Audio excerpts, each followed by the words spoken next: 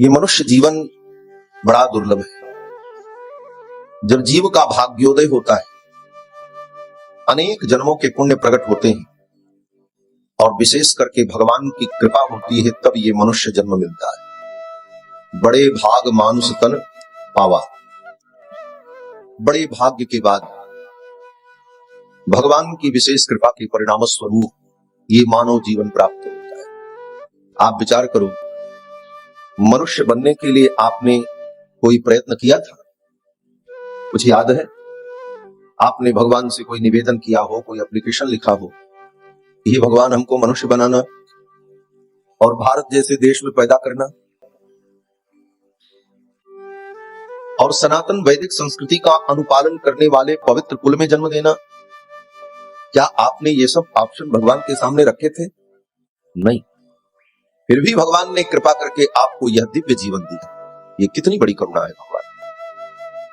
नहीं तो मनुष्य इस धरती पर बहुत पैदा कर देते भगवान अफ्रीका के कहीं जंगल में, न राम को जान पाते न कृष्ण को जान पाते। तो भगवान की महती कृपा, जिसका फल कि हमें ये मानव जीवन प्राप्त हुआ और भारत जैसे पवित्र देश में जन्म हुआ और सनातन संस्कृति का पालन करने वाले कुलीन सनातनियों के कुल में हमारा जन्म हुआ, ये भगवान की महती कृपा है। लोग कहते हैं भगवान की कृपा नहीं है, भगवान हमारे पर कृपा करे। भगवान की कृपा तो हर क्षण तुम्हारे ऊपर है। भगवान से ये प्रार्थना करनी चाहिए, हे प्रभु आपकी कृपा का मैं अनुभव कर सकूं। कृपा तो भगवान की हर क्षण है। अगर भगवान की कृपा न होती तो आप यहां न बैठे हो, कृपा न होती तो ये मानव जीवन न मिलता, भगवान की कृपा न होती तो इतने संसाधन न जुटते, भगवान की कृपा न होती तो आप होते ही नहीं, आपका अस्तित्व ही न हो। तो भगवान की हर क्षण कृपा है। उस कृपा का हम अनुभव कैसे करें, यही सत्संग हमको सिखाता है। और भगवान हर क्षण जीव के हित का ही कार्य करते, परंतु जीव अज्ञानवश मोहवश अपने ही विचार को और अपनी ही सोच को सर्वोत्तम समझता है। बड़ा ही सुंदर अवसर है इस पवित्र विद्या मंदिर में, सरस्वती के समाराधन तीर्थ में, जिसका नाम भी कितना सुंदर है, लॉर्ड रामा। भगवान श्री राम के नाम पर ही इस विद्या मंदिर का नाम है। और द्वार पर श्री हनुमान जी महाराज गदा लेकर के बैठे हैं, राम दुआरे तुम रखवारे है? और ऐसे पवित्र प्रांगण में श्री राम कथा और सुनाने के लिए भी अयोध्या से चल करके आना पड़ा। अयोध्या का संबंध देखो कितना अद्भुत। और आप कभी अयोध्या आना, इस दास की जो कुटिया है वो श्री राम जन्मभूमि के बगल में मात्र 200 मीटर की दूरी, राम जी की नगरी में, रामकोट में, राम जन्मभूमि के सन्निकट, और वहीं पर अयोध्या में ही जन्म कर्म सब कुछ हुआ। राम जी की ही नगरी में जन्म का अवसर मिला और वहीं पर राम जी के चरणों में आज तक स्थान मिला हुआ है। यही राम जी की सबसे बड़ी कृपा है। आज इस भटिंडा की पावन धरती पर, पंजाब की ये पावन धरती, जो गुरुओं की धरती, वीरों की धरती, बड़े बड़े देशभक्तों की ये धरती है, ऐसी धरती पर श्री राम कथा सुनने और सुनाने का ये पवित्र अवसर भगवान की कृपा से हम सभी लोगों को प्राप्त हुआ है। इसलिए भगवान श्री राम, जिनका चरित्र अनुकरणीय है, इस विद्यालय के प्रबंधक श्री राजन गर्ग जी, जिनका उत्साह उनके उद्बोधन में, उनके भावों में आपने देखा ही। मुझे बड़ी प्रसन्नता हुई यहां आकर। इस विद्यालय में सनातन संस्कृति के अनुकूल बच्चों को संस्कार दिया जाता है। बच्चे एक साथ कितने सुंदर ढंग से हनुमान चालीसा का पाठ कर रहे थे और मुझे पता चला कि प्रतिदिन प्रातः काल की जो प्रार्थना होती है, प्रेयर होती है विद्यार्थियों की, वो हनुमान चालीसा से ही होती है। और हनुमान जी महाराज की कृपा निश्चित होगी और हो रही है। और हनुमान जी की कृपा का फल क्या है? बोले हनुमान जी प्रसन्न होते हैं तो उनको जो सबसे प्रिय वस्तु है उसी वस्तु को प्रदान करते। हनुमान जी की सबसे प्रिय वस्तु क्या है? बोले हनुमान जी की सबसे प्रिय वस्तु भगवान श्री राम की कथा है। हनुमान जी को सबसे प्रिय अगर कुछ है तो राम जी की कथा है। रामचरित सुनबे को रसिया, रामचरित सुनबे को रसिया, राम लखन सीता मन बसिया, राम लखन सीता मन बसिया। श्री राम जी की कथा हनुमान जी को अत्यंत प्रिय है। राम कथा के रसिया हैं श्री हनुमान जी महाराज। तो हनुमान जी प्रसन्न होते हैं तो राम कथा प्रदान करते हैं। ये राम कथा जो मिली ये हनुमान जी की कृपा है, हम पर आप कर सकते, उन्हीं की कृपा का परिणाम। और श्री हनुमान जी महाराज तो राम कथा सुनने के लिए ही इस धरती पर रुक गए। जब प्रभु श्री राम 11,000 वर्ष की लीला को पूर्ण करके वैकुंठ जाने लगे तो संपूर्ण अयोध्या वासियों को भगवान अपने साथ लेकर के गए। अयोध्या में कोई नहीं बचा था, जो रामायण में लिखा है। एक घास भी नहीं बची थी, एक तृण भी नहीं बचा। सब को लेकर के चले गए। केवल 2 चीजें बची थी राम जी के समय की, एक अयोध्या की वो पावन धरती और दूसरी सरयू मैया, सरयू नदी। बाकी सबको राम जी अपने साथ लेकर के वैकुंठ चले गए। यही राम जी की भक्त वत्सलता है।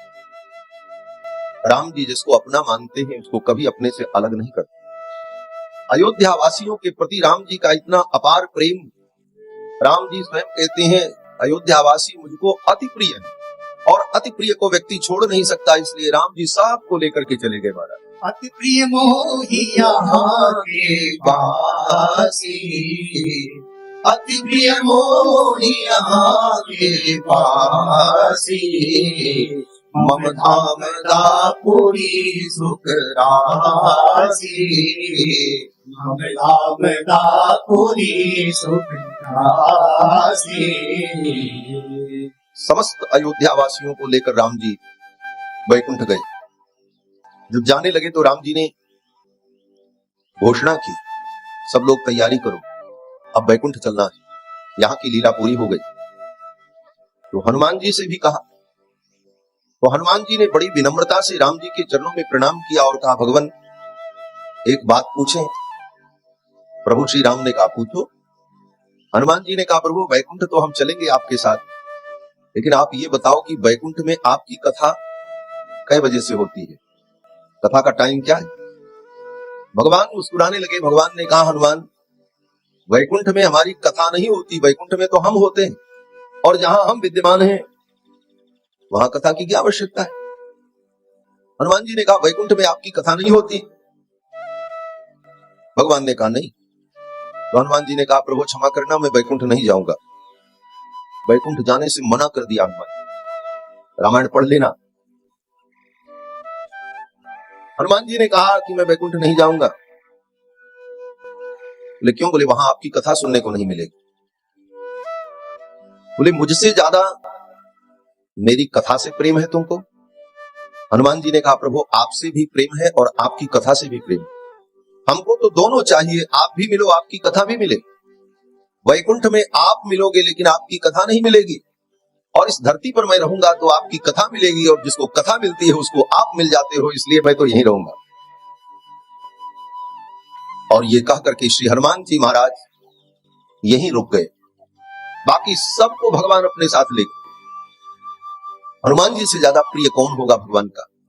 लेकिन हनुमान जी ने भगवान की कथा के लिए यहां रुकना स्वीकार किया, और हनुमान जी ने कहा जब तक इस धरती पर एक व्यक्ति भी आपकी कथा सुनाने वाला रहेगा, आपके चरित्र को गाने वाला होगा, तब तक मैं इस धरती पर ही रहूंगा और आपकी कथा को सुनता रहूंगा।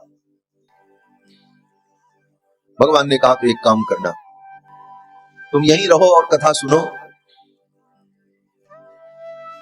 सुषमा जी, जय विराज जी, आप यहीं धरती पर रहो और कथा सुनो, एक काम करते रहना। बोले क्या? भगवान ने कहा जो मेरे भक्त हैं, जो मेरा नाम लेते हैं, जो मेरी कथा श्रवण करते हैं, उन भक्तों की सदा रक्षा करते रहना, यही सेवा करते हुए धरती पर रहकर तुम कथा श्रवण करो और कल्प पर्यंत। और यही आदेश प्राप्त करके हनुमान जी महाराज यही धरती पर रुक गए। आज भी हनुमान जी हैं। राम जी के समय के लोग सब राम जी के साथ गए, श्री हनुमान जी महाराज आज तक कथा सुनने के लिए ही रुके हुए हैं। सोचो भगवान की कथा की कितनी महिमा है। और श्री हनुमान जी महाराज जहां कहीं भी भगवान की कथा हो, यत्र यत्र रघुनाथ कीर्तनम तत्र तत्र कृतमस्तकांजलिम वाष्पवारि परिपूर्ण लोचनम मारुतिम नमत राक्षसांतकम्। राक्षसों का अंत करने वाले, दुष्टों का संहार करने वाले वीर बजरंगबली कथा श्रवण करने के लिए इस धरती पर रुक गए और जहां भी कथा होती है वहां पधारते, और किस रूप में आते हैं ये पता नहीं। इसलिए कथा में जितने लोग आए किसी का अनादर मत करो, पता नहीं किस रूप में हनुमान जी आए हो। गोस्वामी तुलसीदास जी महाराज काशी में गंगा के तट पर कथा सुनाते थे, तो हनुमान जी महाराज एक कोढ़ी का रूप धारण करके मैला कुचैला कपड़ा पहने, मक्खियां भिनक रही थी और दूर बैठ करके कथा सुनते थे। लोग समझते थे कोई भिखारी है, और वो भिखारी नहीं था। श्री हनुमान जी महाराज उस रूप में आकर के बैठ करके कथा सुनते थे। वो तो बाद में गोस्वामी जी को पता चला कि वो भिखारी के रूप में श्री हनुमान जी महाराज नित्य कथा सुने। किस रूप में श्री हनुमान जी महाराज पधारे ये पता नहीं है। इसलिए कथा में किसी का भी अनादर न हो, यही राम की मर्यादा है। राम जी का चरित्र हमें मर्यादा सिखाता है, और राम जी ने तो जीवन में सबको जोड़ा है। राम ने बंदर, भालू, गिरिजन, बनजन, दीनहीन, मलिन, केवट सबको जोड़ा, और सबको जोड़ करके राम जी ने उत्तर से लेकर दक्षिण तक सनातन संस्कृति और मर्यादा की जो स्थापना की, वही पुण्य गाथा आज तक भारतवर्ष के लोगों को जोड़ करके रखी। आज उसी रामायण के कारण हम एक दूसरे से जुड़े हुए हैं, हमारे संस्कार सुरक्षित हैं। माता पिता पुत्र परिजन की जो मर्यादाएं हैं, वो मर्यादाएं आज भी बची हैं। नहीं तो आप देख रहे हैं दुनिया में, अन्य देशों में क्या है, लोगों के संस्कार क्या हैं, संबंधों के प्रति संवेदनाएं क्या हैं। सारे विश्व में आप देख लो, हमसे तो ज्यादा आपको अनुभव होगा। सारी दुनिया आप लोग घूमते होगे, हम तो भाई भारतवर्ष से बाहर कहीं जाते ही, इसलिए हमको तो नहीं पता है। परंतु जो हमने सुना है कि अभी भी भारतवर्ष में माता पिता के प्रति, अपने परिजनों के प्रति जो श्रद्धा है, जो सेवा का भाव है, जो विश्वास है, जो आत्मीयता है, वह दुनिया के अन्य संस्कृति में आज भी प्राप्त नहीं होती। इसका कारण कि हमने सदा से राम के चरित्र को अपने जीवन में अपनाया है। राम के चरित्र से हमने प्रेरणा ली। राम जी तो आए, लीला करके चले गए, दुष्टों का संहार किया, लेकिन राम जी की कथा, बोले राम जी की कथा आज भी दुष्टों का संहार तो नहीं करती, लेकिन दुष्टों के अंदर जो दुष्टता है उसे समाप्त करके उन्हें सज्जन बना देती। राम जी दुष्टों की दुष्टता समाप्त नहीं कर पाए, दुष्टों को ही समाप्त की, लेकिन राम जी की कथा आज भी बड़े बड़े दुष्टों को सज्जन बना देती है, बड़े बड़े दुर्जनों को सतमार्ग में लगा देती है। और राम जी की कथा आज भी भक्तों की रक्षा करती है। इस राम कथा को हम सभी लोग प्रणाम करते हैं। इस राम कथा की हम जय जयकार करते हैं, जय जय राम कथा।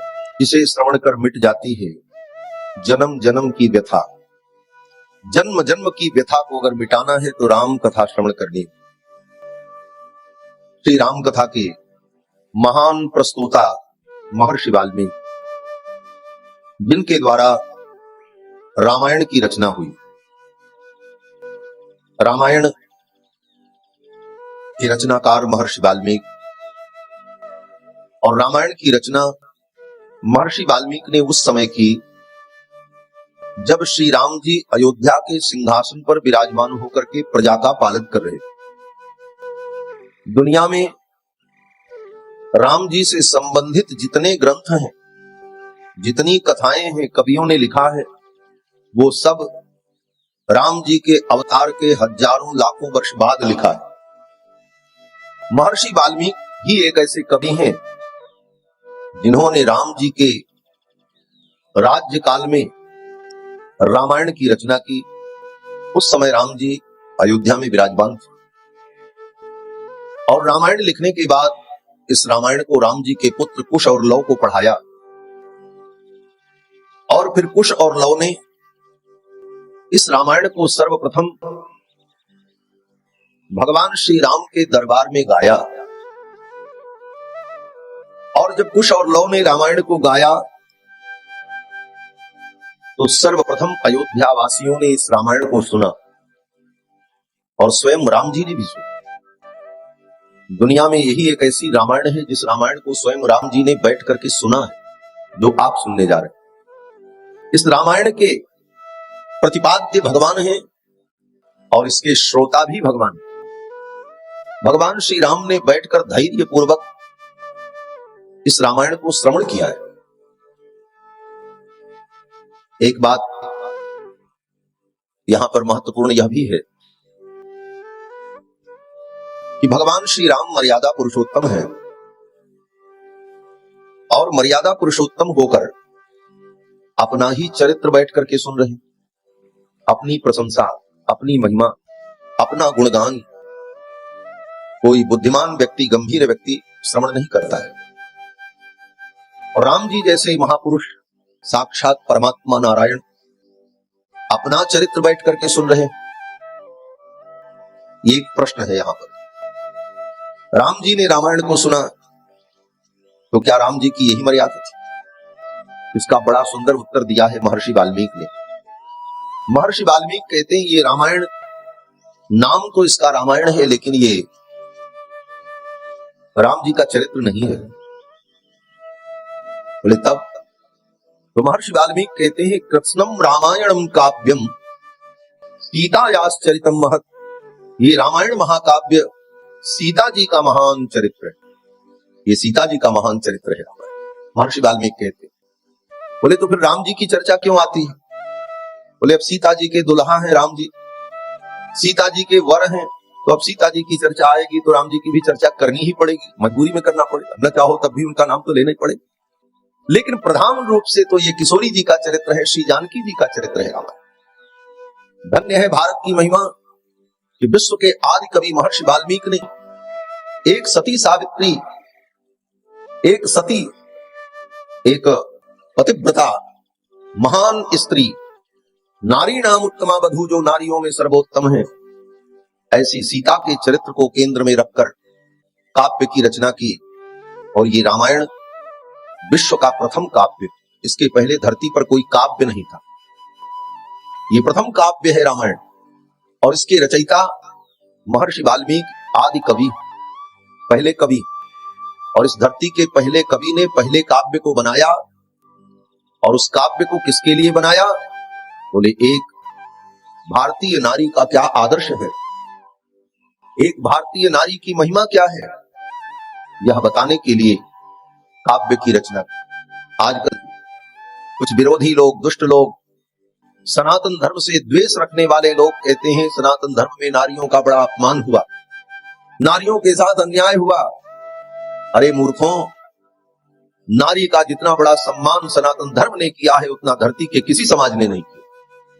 हमारे यहां ऋषियों ने कहा यत्र नार्यस्तु पूज्यन्ते रमन्ते तत्र देवता। जहां पर नारी की पूजा होती है वहां देवता रमण करते। यत्र नार्यस्तु पूज्यन्ते रमन्ते तत्र देवता।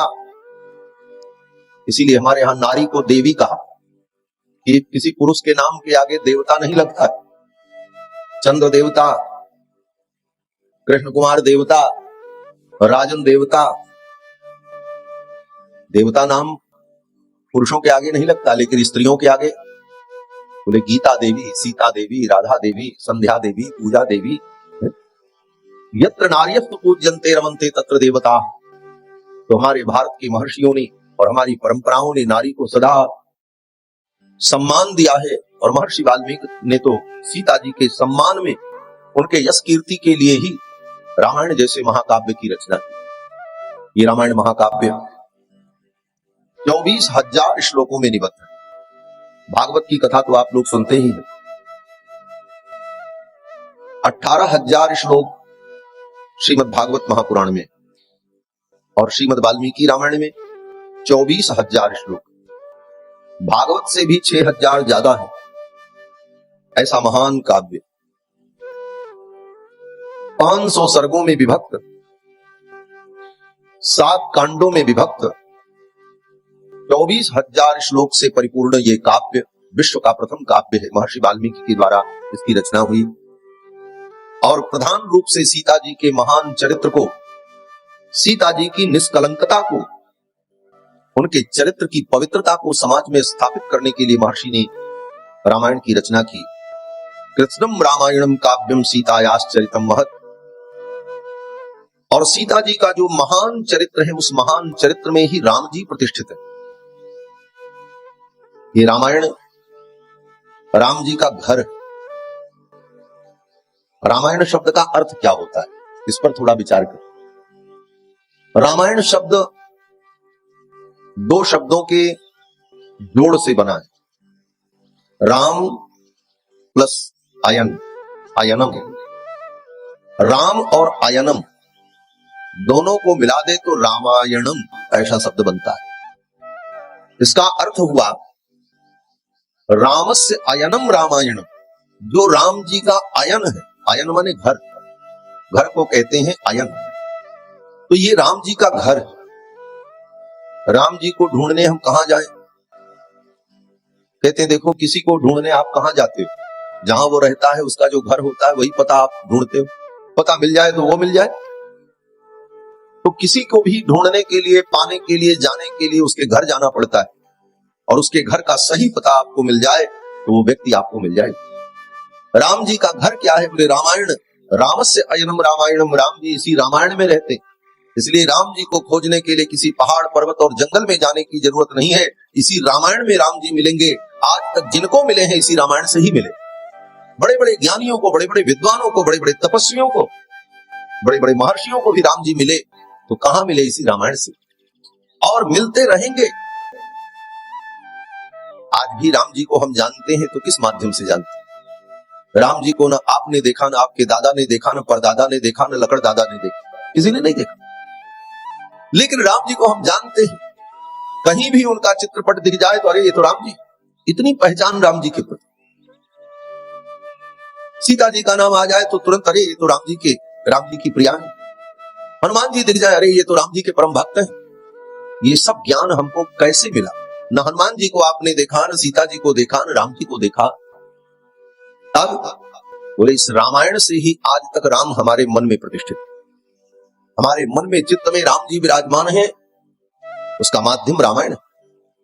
अयोध्या में राम जी का जन्म हुआ, ये हमने कैसे जाना? बोले रामायण से ही जाना। और आज भी राम जी को हम रामायण के माध्यम से ही जानते हैं। ये हमारे ग्रंथ रामायण, भागवत, वेद, ये सब दिव्य ग्रंथ हैं। ये भगवत स्वरूप ग्रंथ है। ये भगवान का स्वरूप है। ये शब्द ब्रह्म है। शब्द के रूप में ब्रह्म परमात्मा रामायण, भागवत और वेद के रूप में विराजमान। इसलिए कभी भी रामायण, भागवत, इन ग्रंथों पर कलम नहीं चलानी चाहिए। कलम चलाने का मतलब इसकी किसी पंक्ति को काटना, हटाना, उस पे रेखा खींचना, उसको मोड़ना, तोड़ना। लोग रामायण पढ़ते हैं, भागवत पढ़ते हैं, बोले यहां तक पढ़ लिया, पन्ना मोड़ देते हैं जिससे याद रहे। ना ना, ये अपराध हो जाए। ये रामायण साक्षात राम जी का स्वरूप है। भागवत भगवान कृष्ण का स्वरूप है। वेद परमात्मा के मूर्तिमान विग्रह है। इन ग्रंथों के प्रति हमारा ये भाव हो, ये साक्षात भगवान ही। एक बड़ी सुंदर कथा है। एक बड़े अच्छे विद्वान नीलकंठ शास्त्री, जिन्होंने महाभारत की व्याख्या लिखी, शताब्दियों पूर्व हुए, बहुत बड़े विद्वान थे। महाभारत के 1,00,000 श्लोकों पर उन्होंने व्याख्या लिखी। इतना परिश्रम किया था इन ब्राह्मणों ने सनातन धर्म की रक्षा के लिए। स्वयं भिक्षा मांगकर, विपन्न होकर, गरीबी की जिंदगी जीकर, रात दिन बुद्धि का उपयोग करके इन शास्त्रों को बचाया। तब आज हमें रामकृष्ण का स्वरूप ज्ञात होता है। कहने वाले तो बहुत कुछ कहते रहते, लेकिन उनके परिश्रम को देखो। नीलकंठ शास्त्री जी ने 1,00,000 श्लोक महाभारत पर व्याख्या लिखी, वो भी संस्कृत में व्याख्या। और इतने गरीब थे महाराज, घर में खाने को नहीं रहे। एक दिन तो ऐसी स्थिति थी कि कुछ नहीं था खाने। दरवाजे पर इमली का एक पेड़ था। पत्नी ने आकर के कहा कि खाने के लिए कुछ नहीं है। आचार्य चरण ने कहा ये इमली का जो पत्ता है इसी को थोड़ा तोड़ करके पीसो, खट्टा खट्टा है, इसमें थोड़ा नमक मिलाओ और इसी का शरबत बना लो, यही पी के काम चला ले। इमली के पत्ते का शरबत पी करके अपनी क्षुधा की निवृत्ति करने वाले विद्वानों ने इन ग्रंथ को बचाया है। मूर्खों के द्वारा यह ग्रंथ नहीं बचा। जिन्होंने पूरा जीवन शास्त्र में श्रम किया है, परिश्रम किया, वो व्याख्या लिख रहे थे। व्याख्या लिखते समय गीता का श्लोक आया, अनन्यास चिंतयन्तो माम ये जना पर्युपासते तेषां नित्याभियुक्तानां योगक्षेमं वहाम्यहम्। ये गीता का श्लोक है। श्रीमद् भगवत गीता में भगवान कृष्ण कहते हैं, अनन्य भाव से जो मुझको भजता है, अनन्यास चिंतयन्तो माम, और मेरा ही भरोसा करता है, उसके योग और क्षेम का मैं वहन करता हूं। भगवान ने कहा अनन्यास चिंतयन्तो माम ये जनाः पर्युपासते तेषां नित्याभियुक्तानां योगक्षेमं वहाम्यहम्। उनके योग और क्षेम का मैं वहन करता हूं। इस पंक्ति को पढ़ करके कलम रुक गई महाराज नीलकंठ शास्त्री जी। ये बात सही नहीं है। क्यों? बोले मैं अनन्य भाव से भगवान के चरणों में लगा हूं और मेरे घर में खाने के लिए नहीं। भगवान कहते हैं अनन्य भाव से जो मुझे भजे उसका योग और क्षेम मैं संभाल लेता हूं। ये बात ठीक नहीं है। और वहीं पर उन्होंने उस श्लोक के ऊपर कलम चला दी, उसको ऐसे घेर दिया। इस विषय पर विचार करें। कहा तो भगवान ने कि जो अनन्य भाव से मुझको भजता है उसके योग और क्षेम का मैं वहन करता हूं। योग माने जो प्राप्त न हो उसे प्राप्त करा देने का नाम योग है, और जो पहले से प्राप्त है उसकी रक्षा करना क्षेम है। योग क्षेमम वहाम्यहम्। ये बात नीलकंठ शास्त्री जी को समझ में नहीं आई, घेर दिया, कलम रख दी और बोले अब जा रहे हैं स्नान करने। स्नान करने के लिए गए और तब तक भगवान एक बालक का रूप धारण करके सिर के ऊपर टोकरी में दाल, चावल, चीनी, शक्कर, जीरा, नमक, घी, तेल सब रख करके कुंटलों का बोझा एक टोकरी में रख करके 10 वर्ष के ठाकुर कन्हैया कृष्ण अपने सिर पर रख करके आए। दरवाजा खटखटाया, पंडित जी पंडित जी। पंडित जी तो चले गए थे स्नान करने। पंडितानी ने देखा ये कौन बालक है। बालक ने कहा भैया जल्दी से ये बोझ उतारो, बहुत वजनी है। पंडितानी ने वो बोझ उतारा, पकड़ करके सहारा दिया। पंडितानी ने पूछा कि तुम कौन हो और ये किसने भेजा है? उस बालक ने कहा पंडित जी ने ये सब कुछ भेजा है घर के लिए, हम लेकर के आए। बोले पंडित जी के अंदर इतनी दया नहीं आई, इतना बड़ा बोझा एक बालक के ऊपर लाद दिया। कुंटलों का बोझा था। तब तक पंडितानी की दृष्टि गई भगवान के उस बालक के मुख पर। बाल रूप में भगवान आए। उस बालक के मुख पर देखा तो कटे का निशान बना हुआ था। पंडितानी ने पूछा बालक ये तुम्हारे मुख पर जो चोट लगी है, कटे का निशान है, ये कैसे लग गया, क्या हुआ? उस बालक ने चलते चलते कहा आपके पंडित जी ने ही तो हमको मारा है। अब तो महाराज वो पंडितानी सिंघनी बन गई क्रोध। ये पंडित जी इतने निर्दयी हो गए, कुंटलों का बोझ सिर पर लाद दिया, ऊपर से इस सुकुमार बालक को मारा। आने दो मैं पूछती। बालक तो चला गया। पंडित जी आए, वो लड़ पड़ी। बोले आप इतने विद्वान और इतने कठोर, उस बालक को आपने मारा, उसके मुख पर कटे का निशान बन गया। पंडित जी ने कहा कौन बालक, किसको हमने मारा? पंडितानी ने जब सारी कथा सुनाई तो पंडित जी तो विद्वान थे, समझने में देर नहीं लगी उनको। उन्होंने कहा देवी आज मुझसे बहुत बड़ी गलती हो गई, भगवान की वाणी पर मुझे विश्वास न हुआ और मैंने उस ग्रंथ पर जो लकीर खींच दी, ये ग्रंथ भगवान का स्वरूप है, वो भगवान के मुख पर बन गया, वो घाव बन गया। श्रीमद् भगवत गीता के श्लोक में कलम से निशान बनाया, वो ठाकुर के मुख पर बन गया। इसका मतलब ये श्रीमद् भगवत गीता, रामायण, श्रीमद् भागवत, चारों वेद ये भगवान का ही स्वरूप है। इसमें तुम लकीर खींच दो, इसके पन्ने मोड़ दो, इसको जैसे तैसे अवहेलना पूर्वक रखो तो ये भगवान का अनादर हो जाएगा। ये ग्रंथ साक्षात भगवान का स्वरूप है। इस दृष्टि से इसे समझना चाहिए। और भागवत के महात्म्य में तो स्वयं भगवान ही कहते उद्धव जी महाराज के सामने ही भगवान ने अपनी ज्योति को भागवत में प्रतिष्ठित कर दिया। तेने यम वांगमयी मूर्ति, ये भगवान की वांगमयी मूर्ति है, शब्दमयी मूर्ति, श्री रामायण महाकाव्य। तो महर्षि वाल्मीकि ने इसकी रचना की। महर्षि वाल्मीकि प्रचेता के पुत्र हैं और ब्रह्मा के अवतार हैं। श्री ब्रह्मा जी महाराज ही वाल्मीकि के रूप में आकर, प्रचेता के पुत्र के रूप में आकर रामायण की रचना करते और भगवान श्री राम के चरित्र को, श्री सीतारामचंद्र जी के चरित्र को बड़े विस्तार से लिखा।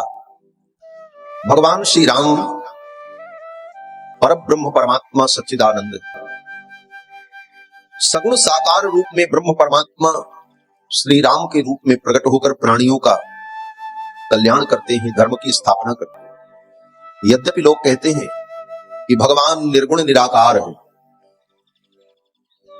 आज तक मुझे एक बात समझ में नहीं आई, मैं अपनी बात कह रहा हूं कि ब्रह्म परमात्मा अगर निर्गुण निराकार है, जिसका कोई रूप नहीं, जिसमें कोई गुण नहीं, जिसका कोई आकार नहीं, ऐसा परमात्मा तुम्हें मिल भी जाएगा तो तुम कैसे जानोगे कि वो मिला? पहले तो ये प्रश्न है।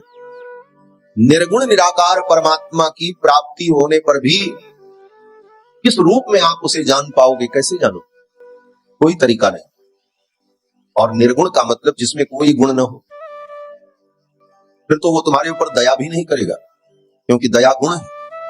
जिसके अंदर दया गुण हो गया वो तो सगुण हो गया, वो निर्गुण कहां रहा? अगर वो निर्गुण है तो तुम्हारे पर कृपा भी नहीं करेगा, करुणा भी नहीं करेगा, क्योंकि न उसके अंदर कृपा है, न करुणा है, न दया है, क्योंकि वो निर्गुण है। ये कृपा, करुणा, दया, क्षमा, वात्सल्य, ये सब भगवान के दिव्य गुण हैं और इन दिव्य गुणों से भगवान सदा युक्त रहते हैं, कभी गुणों से भगवान रहित नहीं होते। भगवान के ये दिव्य गुण सदा सर्वदा भगवान के अंदर विद्यमान रहते हैं। अनंत करुणा वरुणालय, क्षमा, सौशील्य, वात्सल्य, मार्दव, आर्जव, सौहार्द, कारुण्य, माधुर्य, गांभीर्य, चातुर्य, इन अनंत गुणों से भगवान सदा युक्त रहते हैं। और ऐसे सगुण साकार परमात्मा ही भक्तों के लिए भजनीय होते, उन्हीं का हम भजन कर सकते हैं। निर्गुण निराकार का भजन भी नहीं हो सकता, तो बोले निर्गुण का कोई नाम नहीं होता। नाम हो जाएगा तो नाम भी तो एक गुण है, उसका कोई नाम भी नहीं होगा। वो अनाम, अरूप, अगुण, कोई गुण नहीं, तो किस नाम से उसको आप संबोधित कर पाओगे, क्योंकि उसका नाम भी नहीं। तो ये बातें कही तो जाती हैं निर्गुण निराकार, लेकिन निर्गुण निराकार की सूक्ष्म व्याख्या अगर समझी जाए तो निर्गुण निराकार परमात्मा किसी के काम लायक ही नहीं होता। तो क्या हमारे काम आएगा? जो निर्गुण है, निराकार है, वो सुन भी नहीं सकता, कुछ कह भी नहीं सकता। बोले वो केवल साक्षी है, बोले तो साक्षी बना रहे। उस साक्षी से, साक्षी मात्र से कल्याण नहीं होता। इसीलिए भगवान सगुण साकार होकर के राम रूप में, कृष्ण रूप में प्रकट होकर भक्तों का कल्याण करते हैं और उनके उस सगुण साकार रूप का भक्त भजन करते हैं। ये संपूर्ण सृष्टि साकार परमात्मा से उत्पन्न हुई। साकार ब्रह्मा ने इस साकार संसार को रचा। ये संसार भी साकार है, इसमें कितने आकार हैं देखो, पहाड़, पर्वत, पेड़, ये सब आकार ही थे। सगुण साकार परमात्मा ने सगुण साकार ब्रह्मा के द्वारा इस सगुण साकार संसार को बनाया। इसलिए भगवान सदा सगुण साकार ही रहते, वो निराकार नहीं। उन भगवान श्री राम का ये पावन चरित्र है और भगवान श्री राम एकमात्र सबके शरण है। श्री राम शरणम समस्त जगताम, समस्त जगत के, समस्त प्राणियों के एकमात्र शरण। शरण माने रक्षक, रक्षक को ही शरण कहा जाता है। श्री राम शरणम समस्त जगताम, चाहे अज्ञानी हो चाहे ज्ञानी, चाहे महापंडित हो चाहे महामूर्ख हो, चाहे देवता हो चाहे पशु पक्षी हो, सबके रक्षक एकमात्र भगवान श्री राम है। श्री राम शरणम समस्त जगताम, रामम बिना का गति, राम जी के बिना कोई गति नहीं। राम जी के को छोड़ करके कहां जाओगे?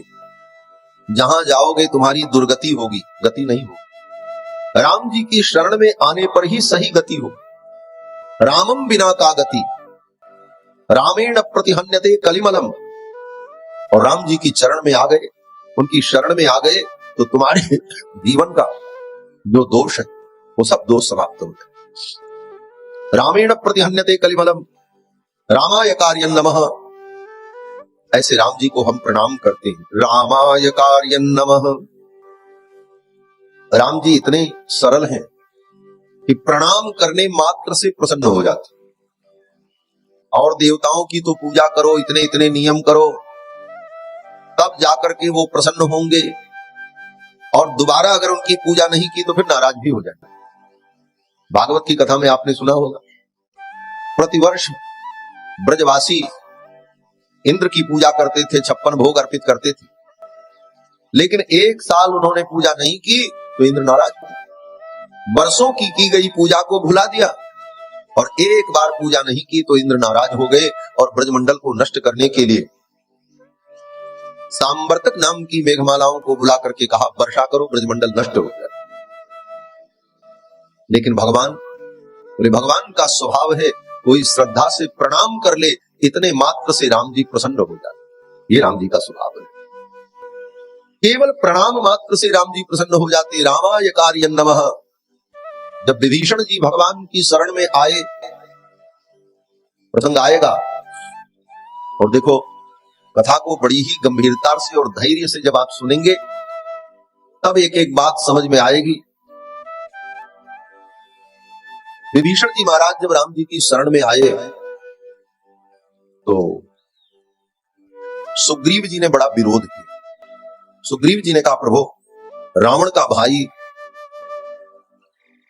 शरण में आया और इस समय युद्ध चल रहा है, शत्रु का भाई है, और ये भी राक्षस है, मायावी, अस्त्र शस्त्र लेकर के आया है, अकेले नहीं आया है, 4 राक्षस उसके साथ में है।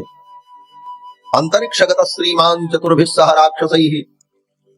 ऐसी स्थिति में विभीषण को शरण में लेना ये राजनीति के विरुद्ध होगा, इसलिए विभीषण को शरण में नहीं लेना चाहिए। राम जी ने कहा कुछ भी हो, ले आओ विभीषण। अरे महाराज, खतरे से खाली नहीं है, शत्रु का भाई है, रात्रि का समय है, रात्रि के 12 बजे विभीषण जी राम जी की शरण में आए। तो राम जी ने कहा देखो सुग्रीव, ये तुम्हारे भरोसे हमने राक्षसों से दुश्मनी नहीं ली। राम जी ने स्पष्ट कहा। लोग कहते हैं कि राम जी अगर इतने बड़े पराक्रमी थे तो बंदर भालुओं की सहायता की उनको जरूरत क्यों पड़ी? बोले राम जी की ये लीला है, आनंद के लिए लीला भगवान कर रहे हैं, वस्तुतः राम जी को बंदर भालू की कोई जरूरत नहीं। और राम जी ने कह दिया सुग्रीव से, सुग्रीव तुम क्या समझते हो, इन बंदर भालुओं के भरोसे हम रावण से लड़ने आए? सुन लो, पिशाचान दानवान क्रूरान पृथिव्याम चैव राक्षसान। राम जी कहते हैं इस पृथ्वी पर जितने पिशाच हैं, दानव हैं, राक्षस हैं, पिशाचान दानवान क्रूरान पृथिव्याम चैव राक्षसान अंगुल्यग्रेणताम हन्यम इच्छन हरिगणेश्वर। हे वानरराज सुग्रीव, इस धरती के समस्त पिशाच, राक्षस और निश्चरों को मैं अपने अंगुली के अग्रभाग से नष्ट करने की क्षमता रखता हूं, तुम चिंता मत करो। भगवान ने कहा अंगुल्यग्रेणताम हन्यम इच्छन हरिगणेश्वर, अंगुली के अग्रभाग से मैं उन सबको मार सकता हूं, और मुझे तो मारने की जरूरत ही नहीं पड़ेगी। मेरा लक्ष्मण इतना समर्थ है कि जगमह सखा निशाचर जेते लक्ष्मण हनहि निमिष महते थे। इस धरती पर जितने निशाचर हैं, मेरा लक्ष्मण तो पलक झपकते उनको मार सकता है, इसलिए तुम चिंता मत करो, ले आओ विभीषण। आनयनम हरिश्रेष्ठ दत्तमस्या भयम मया। मैंने विभीषण को अभय दे दिया, ले आओ। विभीषण जब आए तो राम जी ने कहा, ये भाग श्रीमद् रामायण का प्राण है ये श्लोक। राम जी ने कहा कि सकृदेव प्रपन्नाय तवास्मीति च याचते अभयम सर्वभूतेभ्यो ददामि तद्व्रतम मम। भगवान ने कहा एक बार बस प्रपन्न होकर मेरे सम्मुख आकर जीव प्रणाम कर ले और कह दे कि मैं आपका हूं। बस भगवान यही सुनना चाहते हैं। ये जीव कह दे, हे प्रभु मैं आपका हूं। सकृदेव माने एक बार, प्रपन्नाय भगवान की शरण में आकर, तवास्मि हे भगवान मैं आपका हूं, इति, बस भगवान कहते मैं उसको सदा के लिए अभय कर देता हूं। इतने उदार हैं भगवान। भगवान कहते तुम आओ और मेरे चरणों में प्रणाम कर लो, कह दो मैं तुम्हारा हूं, फिर तुमको कुछ सोचने की जरूरत ही नहीं। लेकिन दुर्भाग्य इस जीव का, ये रास्ते चलते गली गली के लोगों को, दो कौड़ी के आदमी को भी कहता हम इनके हैं, हम इनके हैं, हम इनके, ये हमारे हैं, हम इनके हैं। लेकिन कभी भगवान के सामने जाकर के रो करके कहो हे प्रभु मैं आपका हूं, इतना सुनते ही सदा के लिए भगवान आपको अपना बना लेंगे। ये पक्की बात। रामायण में राम जी ने कहा है, ये रामायण का प्राण है ये श्लोक। इसको विद्वानों ने, बड़े बड़े आचार्यों ने रामायण का प्राण माना है। इस पर कितने कितने पन्ने लिख डाले हैं विद्वानों ने। लेकिन ये जीव संसार के तुच्छ प्राणियों को अपना कहता फिरता है, लेकिन भगवान को अपना कहने में संकोच लगता है। एक बार कह दो हे प्रभु मैं आपका हूं, ठाकुर जी कभी तुम्हें छोड़ेंगे नहीं। तो रामाय कार्यं नमः, रामा त्रस्यति काल भीम भुजगो। राम जी से ये काल भी डरता है। जिस काल से दुनिया डरती है उस काल, वह काल भी राम जी से डरता है। रामस्य सर्वम वशे, क्योंकि सब कुछ राम जी के वश में। तुम्हारे हमारे बस में कुछ नहीं। इतना भी तुम हाथ पैर पटक लो, लेकिन राम जी जो चाहेंगे वो हो। राम कीन चाहे सोई हो। राम कीन चाहे सोई होई, राम कीन चाहे सोई होई, करे अन्यथा बस नहीं कोई, करे अन्यथा बस नहीं कोई। राम जी जो चाहेंगे वही। और राम जी की चाहना में कोई तीसरा चाहे, हम ऐसा चाहते हैं हो जाए, बोले नहीं होगा। इस भ्रम में कभी रहना मत। आजकल ऐसे भ्रम की दुकान बड़ी लंबी लंबी लगती है।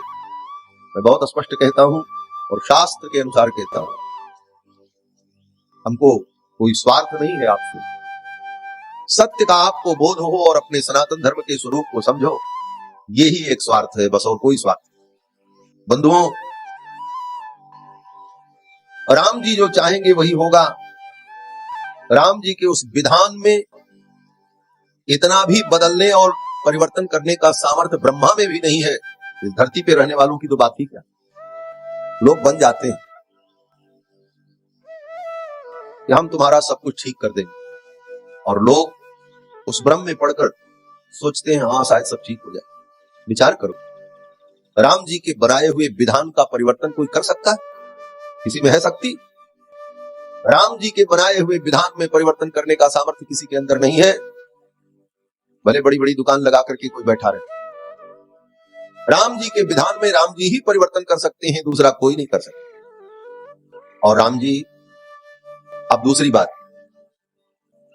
बड़े ही सूक्ष्म दृष्टि से विचार है। राम जी मंगल भवन है। हम लोग जब रामायण की चौपाई पढ़ते हैं तो राम जी को मंगल भवन कहते हैं ना। मंगल भवन अमंगल हारी। मंगल भवन अमंगल हारी, मंगल भवन अमंगल हारी, प्रभु दशरथ अजिर बिहारी, प्रभु दशरथ अजिर बिहारी। भगवान मंगल के भवन है। मंगल जिनसे पैदा होता है, मंगल भवन, मंगल के निवास। पवित्राणाम पवित्रम यो मंगलानाम च मंगलम। तो जब भगवान मंगल के भी मंगल है, तो फिर भगवान का बनाया हुआ विधान क्या होगा? वो अमंगल होगा? नहीं। जो स्वयं मंगल भवन है उनका बनाया हुआ विधान भी मंगलमय है, और राम जी ने जिसके लिए जो विधान बना दिया है वही मंगलमय है। इसलिए राम जी का कोई भी विधान अमंगल नहीं होता, मंगलमय होता है। इसलिए राम जी के सब विधान को हम मंगलमय माने और उस विधान को स्वीकार कर ले। यही राम जी के। श्री राम जय राम जय जय राम, श्री राम जय राम जय जय राम, श्री राम जय राम जय जय राम, श्री राम जय राम जय जय राम श्री राम जय राम जय जय राम श्री राम जय राम जय जय राम श्री राम जय राम जय जय राम श्री राम जय राम जय जय राम श्री राम जय राम जय जय राम श्री राम जय राम जय जय राम श्री राम जय राम जय जय राम श्री राम जय राम जय जय राम श्री राम जय राम जय जय राम श्री राम जय राम जय जय राम श्री सीतारामचंद्र भगवान की जय। भगवान मंगल भवन है और मंगल भवन परमात्मा का सब विधान मंगलमय है। और अगर उनका विधान मंगलमय है तो हमें क्या चिंता करनी। इसीलिए भक्तों ने कहा, भगवान के मंगलमय विधान को मानकर जीवन यात्रा में चलते रहो और प्रभु का स्मरण करते रहो। जो कुछ जीवन में हो रहा है और होगा वह भगवान की मर्जी से ही हो रहा है और होगा, इसलिए इसमें घबराने की कोई आवश्यकता ही नहीं। जाहि विधि राखे राम ताहि विधि रहिए, सीताराम सीताराम सीताराम कहिए। आशा एक राम जी से, आशा तो राम जी से ही करनी चाहिए।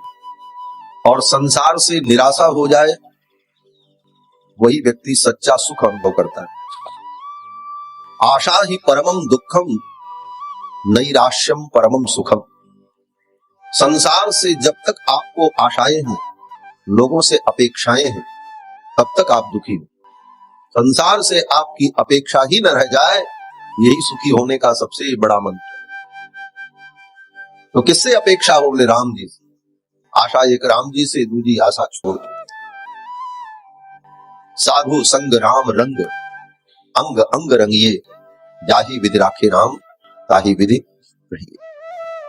महर्षि वाल्मीकि ने रामायण की रचना की जब राम जी अयोध्या के सिंहासन पर आरूढ़ थे और लोकापवाद के कारण राम जी ने सीता जी को वन में भेज दिया। राम जी जब लंका विजय करके अयोध्या आए, अयोध्या के सिंहासन पर आरूढ़ हुए, तो एक दिन कोई गुप्तचर राम जी का अयोध्या की गलियों में घूम रहा था। राजा के गुप्तचर होते जो राजा के विषय में जनता का भाव क्या है ये जानने के लिए यत्र तत्र भेष बदल करके विचरण करते रहे। वो गुप्तचर जा रहा था, उस समय एक बड़ी विचित्र घटना हुई। एक धोबी था, कपड़े धुलने का काम करता था, अयोध्या वासी था। उसकी पत्नी कहीं भाग गई थी और 10 दिन बाद लौट करके आई। तो वो अपनी पत्नी को डांट रहा था और कह रहा था, अब तू मेरे घर से निकल जा। तू 10 दिन कहां रह करके आई कुछ पता नहीं, अब मैं तुझे अपने घर में नहीं रखूंगा।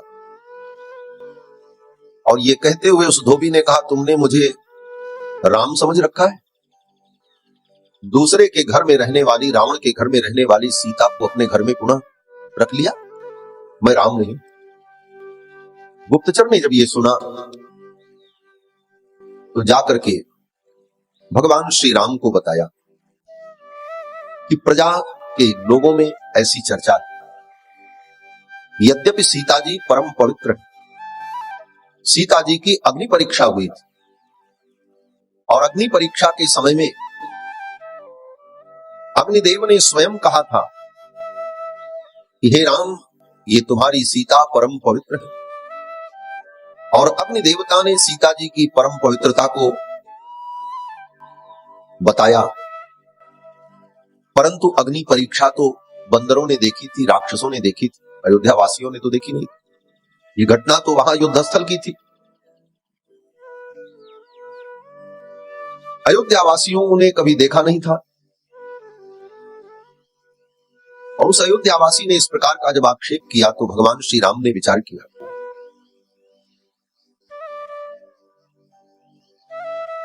प्रजा के हित के लिए प्रजा धर्म के मार्ग पर चले, इसलिए राजा को भी धर्म का पालन करना चाहिए। प्रजा भी धर्म के अनुकूल, नीति के अनुकूल रहे, इसलिए सर्वप्रथम शासक को नीति के और नीति के अनुकूल चलने वाला होना चाहिए, क्योंकि नियम है यथा राजा तथा प्रजा।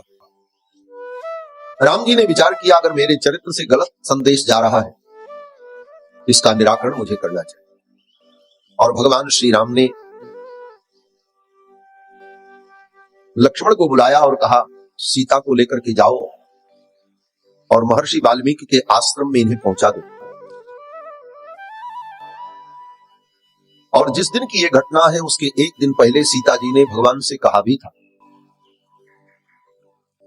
कि मुझे, उस समय सीता जी गर्भवती थी, अंतर्वतनी थी। सीता जी ने कहा कि मेरे मन में है कि मैं महर्षियों के आश्रम में रहकर सत्संग करूं, कुछ दिन ऋषि मुनि महात्माओं के बीच में मैं निवास करूं, ये मेरी इच्छा है। आप मेरी इस इच्छा को कैसे पूर्ण कर सकते हैं? राम जी ने कहा, अच्छा कोई उपाय कर दो। सीता जी की इच्छा भी थी ऋषि मुनियों के आश्रम में रहकर कुछ दिन सत्संग करने की, और इधर ये अपवाद का मामला भी आ गया। और तीसरा एक कारण और था। श्री दशरथ जी महाराज जब राम जी के वियोग में अपने प्राणों का त्याग करते हैं, उस समय दशरथ जी की आयु शेष बची थी, लेकिन राम जी के वियोग में दशरथ जी न पाए। और दशरथ जी ने मरते मरते ये कहा कि मेरी आयु जो बची है वो मेरे राम को प्राप्त हो, मेरी भी आयु मेरे राम को प्राप्त हो जाए। अपनी आयु राम जी को दे करके गए। तो जब पिताजी के आयु के भोग का समय आया, तब राम जी ने विचार किया कि मैं पिता की आयु का भोग करूं। उस समय अगर सीता मेरे सन्निकट रहती हैं तो ये धर्म की मर्यादा नहीं है। पितु आयु के पुन भोगिबे को ये बने बनाव, जानकी परिहरे बिनु नाहि अनघ उपाव। पिता की आयु का मैं भोग करूं, उस समय सीता मेरे साथ रहे तो ये धर्म नहीं होगा, क्योंकि पिता के लिए तो वो पुत्र वधू है और उनकी आयु का मैं भोग कर रहा हूं। इसलिए सीता कुछ दिन के लिए मुझसे दूर चली जाती है। इसलिए राम जी ने सोचा ये मौका बहुत अच्छा है, सीता जी की इच्छा भी है जाने की, और पिता के आयु का भोग काल भी है, और लोकापवाद का भी कारण है। इसलिए भगवान श्री राम ने लक्ष्मण से कहा, लक्ष्मण तात तुरत ही स्याज साज संदन, हे लक्ष्मण रथ तैयार करो, सी लेहु चढ़ाई, और जानकी को रथ पर बैठा लो, और वाल्मीकि मुनीस आश्रम आयु पहुंचाई। वाल्मीकि मुनि के आश्रम में इनको पहुंचा दो। फिर तो लक्ष्मण जी ने जानकी जी को रथ पर बैठाया और महर्षि वाल्मीकि के आश्रम में पहुंचा दिया। श्री सीता जी साक्षात भगवान की करुणा है। अपनी करुणा को ही महर्षि वाल्मीकि के आश्रम में भगवान ने भेज दिया। क्यों? बोले वाल्मीकि जी के द्वारा सीता जी के महान चरित्र का लेखन होने वाला है। वाल्मीकि जी रामायण लिखेंगे तो जिन सीता का महान चरित्र रामायण है, उन सीता का दर्शन तो करने वाल्मीकि जी। और सीता जी वाल्मीकि मुनि के आश्रम में पहुंची, वहीं पर उन्होंने सुंदर दो पुत्रों को जन्म दिया। जुड़वा बालक हुए, कुश और लव। और जिस दिन सीता जी ने कुश और लव को जन्म दिया, उस दिन रात्रि में श्री शत्रुघ्न जी महाराज महर्षि वाल्मीकि के आश्रम में अकस्मात पहुंच गए। जा रहे थे शत्रुघ्न जी मथुरा। उस समय मथुरा का राजा लवणासुर बड़ा दुष्ट था, सबको दुख दे रहा था। वहां के ब्राह्मणों ने, वहां के बड़े बड़े व्यापारियों ने, क्षत्रियों ने, सबने आकर राम जी से निवेदन किया, हमारी रक्षा करो। राम जी ने कहा कि कौन जाएगा उस दुष्ट को मारने के लिए? शत्रुघ्न जी उठ करके खड़े हो गए, प्रभु हमको आज्ञा दो, मैं जा रहा हूं। राम जी ने अयोध्या में ही शत्रुघ्न जी के मस्तक पर तिलक किया और कहा, मथुरा का राजा मैं तुम्हें बनाता हूं। राम जी का यही स्वभाव है, राजा पहले बना देते हैं और वहां पहले से जो गद्दी पर बैठा है उसको बाद में हटाते हैं। राजा तो पहले ही बना देते। विभीषण को भी पहले ही राजा बना दिया, रावण का वध बाद में हुआ। सुग्रीव को पहले ही वानर राज घोषित कर दिया, बाली को बाद में मारा। लक्ष्मण जी को मथुरा का राजा घोषित कर दिया और कहा आप जाओ और जा करके लवणासुर का वध करो। शत्रुघ्न जी महाराज संपूर्ण सेना लेकर के मथुरा के लिए चल पड़े। शत्रुघ्न जी ने सोचा प्रभु का आशीर्वाद मिल गया, मैया का भी आशीर्वाद मिल जाता। तो शत्रुघ्न जी ने सोचा कि चलो वाल्मीकि महर्षि के आश्रम से होकर के मैं जाता हूं। तमसा नदी के तट पर महर्षि वाल्मीकि का आश्रम अयोध्या के सन्निकट। महर्षि वाल्मीकि के आश्रम में शत्रुघ्न जी पहुंचे और जिस रात्रि में शत्रुघ्न जी वहां पहुंचे उसी रात्रि में सीता जी ने सुंदर दो पुत्रों को जन्म दिया। यामेव रात्रिं शत्रुघ्नः पर्णशालां समाविशत् तामेव रात्रिं सीतापि प्रसूता दारकद्वयम्। उसी रात्रि में सीता जी ने सुंदर दो पुत्रों को जन्म दिया। श्री शत्रुघ्न जी महाराज के द्वारा उन दोनों बालकों का जात कर्म संस्कार हुआ और फिर मां जानकी का आशीर्वाद लेकर के शत्रुघ्न जी द्वारिका के मथुरा के लिए गए। मथुरा भी हमारे अयोध्या के राजकुमार के द्वारा बसाई गई।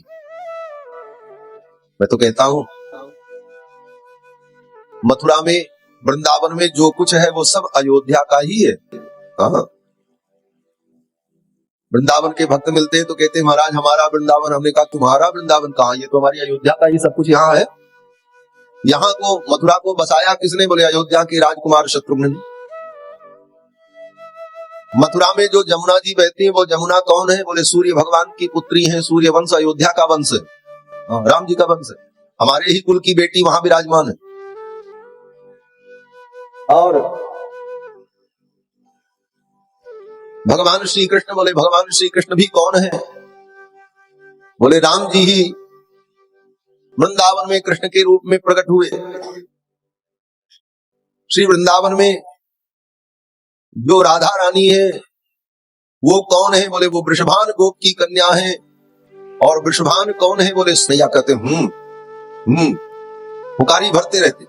लेकिन जब यशोदा जी ने ये सुनाया कि राम जी की पत्नी सीता का हरण हुआ, इतना सुनते ही कन्हैया कृष्ण बिस्तर से उछल गए और उछल करके अत्यंत गंभीर वाणी में कृष्ण ने कहा लक्ष्मण मेरा धनुष कहाँ है? ले आओ, मैं देखता हूं किस रावण ने मेरी सीता का हरण।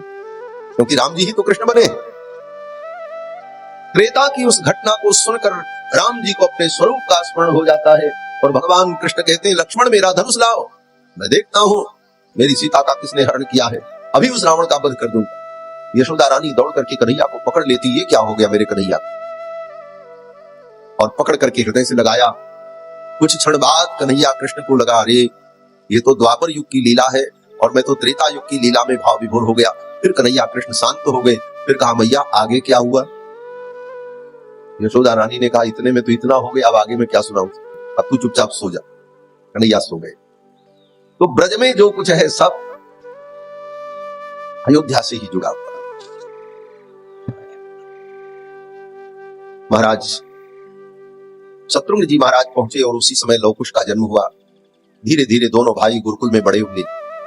महर्षि वाल्मीकि के आश्रम में ही उनका लालन पालन हुआ और महर्षि वाल्मीकि ने भगवान श्री राम के पुत्र कुश और लव को संपूर्ण वेद शास्त्र धनुर्विद्या समस्त विद्याओं में पारंगत बना दी। जब ये 10-10 वर्ष के हो गए दोनों बालक गुरुकुल में खेलते कूदते, उसी समय महर्षि वाल्मीकि ने रामायण की रचना की।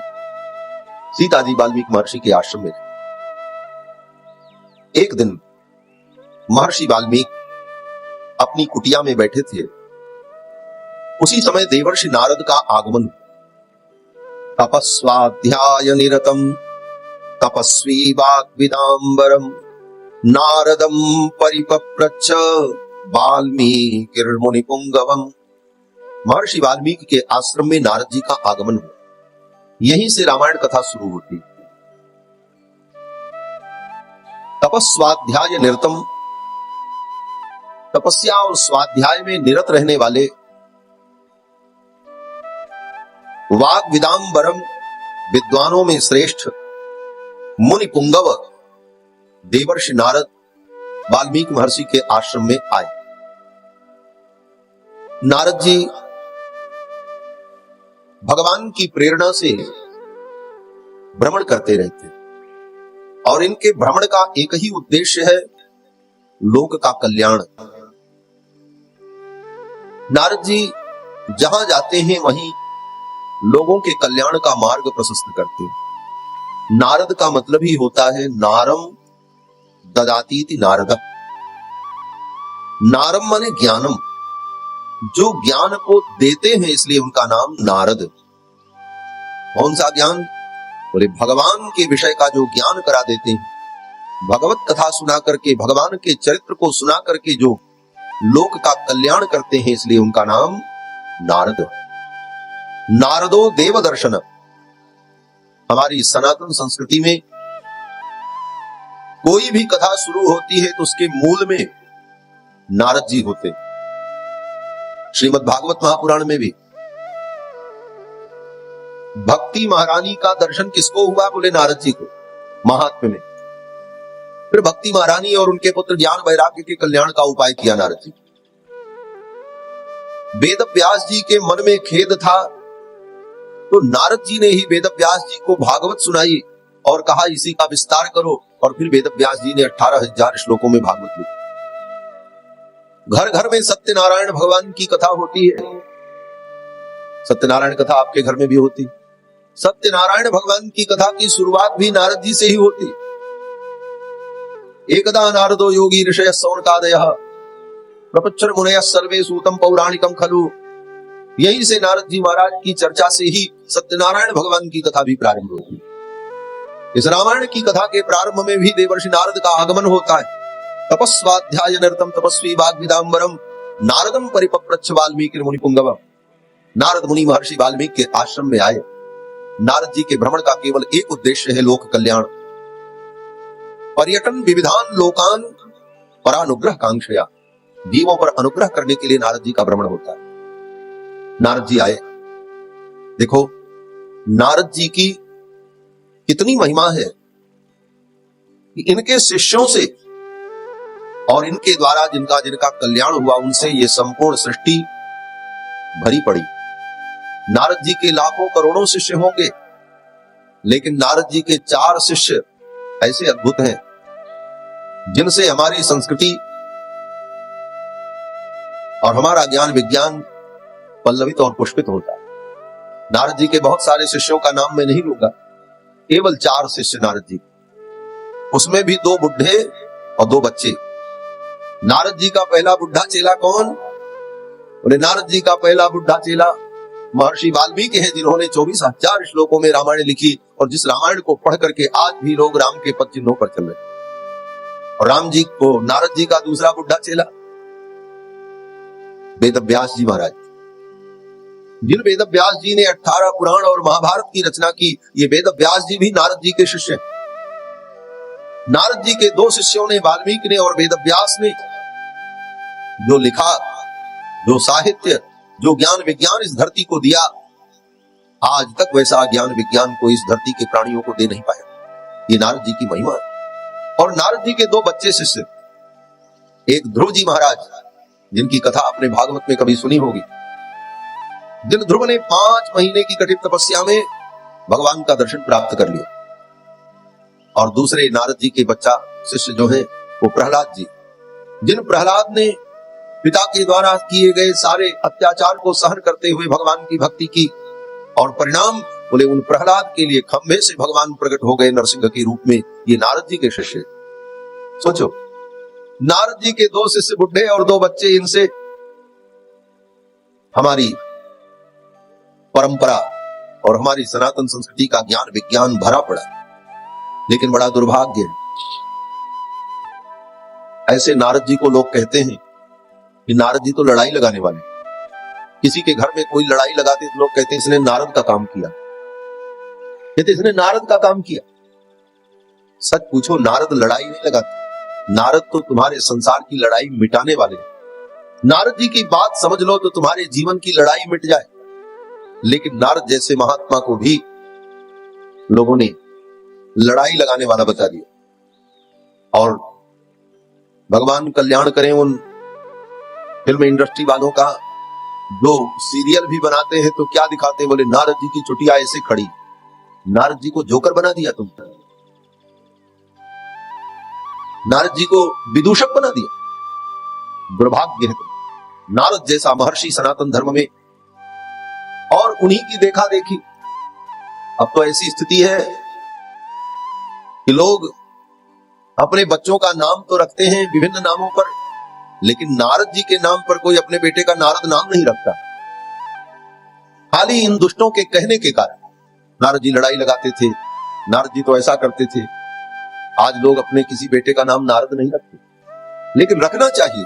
नारद जैसा महान देवर्षि तपस्वी, जिसने अपने ज्ञान विज्ञान के द्वारा संपूर्ण सृष्टि को आप्यायित किया, आनंदित किया, आह्लादित किया, ऐसे नारद के प्रति हमारे हृदय में सम्मान की भावना होनी चाहिए। और नारद जी सब गुरुओं के भी गुरु।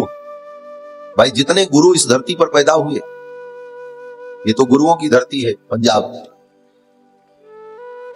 उस सब गुरुओं को ज्ञान कहां से मिला? बोले पुराणों से, वेद से, रामायण से। और ये पुराण रामायण की रचना करने वाले जो गुरु थे, उनको ज्ञान कहां से मिला? बोले नारद जी से। तो सबसे बड़े गुरु तो नारद जी महाराज हैं। नारद के ज्ञान को ही लोग फैला रहे हैं। नया ज्ञान कहीं से कोई कुछ नहीं लाता। हम भी जो आपको सुनाएंगे वही सुनाएंगे जो जी नारद जी ने प्रसाद दिया। कोई कहां से नया ज्ञान लाएगा? ऐसे महर्षि नारद। नारदो देवदर्शन, नारद जी देवदर्शन। जिसको नारद जी मिले उसको भगवान जरूर मिलेगी। आपने बहुत कथा सुनी होगी और सुनेंगे भी, लेकिन कहीं कोई एक प्रमाण आप बता दो कि जिसको नारद जी मिले हो और उसको भगवान न मिले हो। ऐसा हो नहीं सकता। जिसको नारद जैसे संत मिल गए उसको तो भगवान को मिलने ही वाले। जिसको जिसको नारद जी मिले सबको भगवान का दर्शन।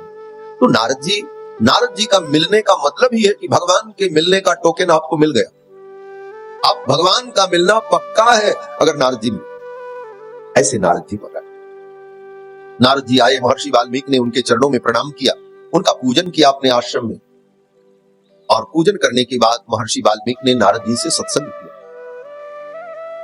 महर्षि वाल्मीकि ने नारद जी से पूछा कि हे देवर्षि, सर्वगुण संपन्न, समस्त कलाओं में निपुण पुरुष कौन है? उसे मैं जानना चाहता। महर्षि वाल्मीकि ने राम जी के विषय में नारद जी से जिज्ञासा की। ये बड़ा सुंदर संकेत। नारद जी जैसे संत महापुरुष मिले तो उनसे भगवान के विषय में चर्चा करो, संसार की चर्चा मत करो। लेकिन लोग संतों को भी इसी काम के लिए यूज करते। संत मिल जाए तो हमारा संसार का काम बना दे, हमारी फैक्ट्री चला दे, हमारी दुकान चला दे, हमारे बिगड़े काम बना दे, इसीलिए संत हो। बोले यही काम बनाना होता तो वो संत अपने जीवन में ये सब न बना लेते, वो सब छोड़ करके संत क्यों बनते? इस काम के लिए उनको प्रयुक्त करना यह भी एक अज्ञान है। इस अज्ञान से ऊपर उठने की आवश्यकता। और ये अज्ञान जब तक बना रहेगा तब तक काल नेमियों की कमी नहीं है। इस धरती पर धर्म के नाम पे ठगे जाते रहो, लोग ठगेंगे। संत तो इसलिए हैं कि उनके चरणों में जाकर सत्य को जानो, भगवान को जानो, परमात्मा को समझो। उनके चरणों में जाकर के अपने स्वरूप को जानो, मैं कौन, इस मनुष्य योनि में जन्म लेने का उद्देश्य क्या है, ये उनसे पूछो। इसलिए संत है। संत दुकान और फैक्ट्री चलाने के लिए, कारोबार चलाने के लिए और तुम्हारी सांसारिक समस्याओं को हल करने के लिए नहीं है। वो तो सांसारिक समस्याएं तो तुम्हारी अपनी बुद्धि से ठीक हो जाती। संसार के जितने भी काम हैं वो काम केवल दो प्रकार से होते हैं, बुद्धि से और धन से, और वो तुम्हारे पास है, उसका तुम उपयोग करो। और संतों का उपयोग तो परमार्थ के लिए होता है, आत्मकल्याण के लिए होता है। महर्षि वाल्मीकि ने नारद जी से यही पूछा कि सर्वगुण संपन्न पुरुष इस समय धरती पर कौन? धर्मज्ञश्च कृतज्ञश्च सत्यवाक्यो दृढ़व्रतः। जो धर्मज्ञ हो, कृतज्ञ हो, सत्यवादी हो, चरित्रवान हो, विद्वान हो, समर्थ हो। 16 गुणों की चर्चा की महर्षि वाल्मीकि ने नारद जी से। इन 16 गुणों से संपन्न सर्वश्रेष्ठ पुरुष कौन है, मैं उसे जानना चाहता। नारद जी ने कहा, मुनिवर, जिन दुर्लभ गुणों का तुमने नाम लिया है वे दुर्लभ गुण मनुष्य में नहीं हो सकते। ऐसे दुर्लभ गुणों से युक्त अगर कोई इस धरती पर है तो इक्ष्वाकु वंश प्रभवो रामो नाम जनैः श्रुतः। इक्ष्वाकु के वंश में उत्पन्न होने वाले जो राम हैं और इस समय अयोध्या की गद्दी पर विराजमान होकर के जो प्रजा का पालन कर रहे हैं, वे राम इन सारे गुणों से संपन्न। और ये कहते हुए नारद जी ने भगवान के 68 गुणों का स्मरण किया। यहां पर वाल्मीकि जी ने 16 गुण पूछे और नारद जी जब सुनाने लगे तो 68 गुण का वर्णन। वाल्मीकि के द्वारा पूछे गए 16 गुण और नारद जी के द्वारा बताए गए 68 गुण, इनको मिला दो तो कितना हो जाएगा? बोले 84 गुण। भगवान के ये जो 84 गुण हैं, इन 84 गुणों का चिंतन ही व्यक्ति को 84 लाख योनि के बंधन से मुक्त करने। और भगवान के इन्हीं गुणों की व्याख्या श्री रामायण है। भगवान के जो दिव्य गुण हैं, उन्हीं गुणों का विस्तार और व्याख्या रामायण है।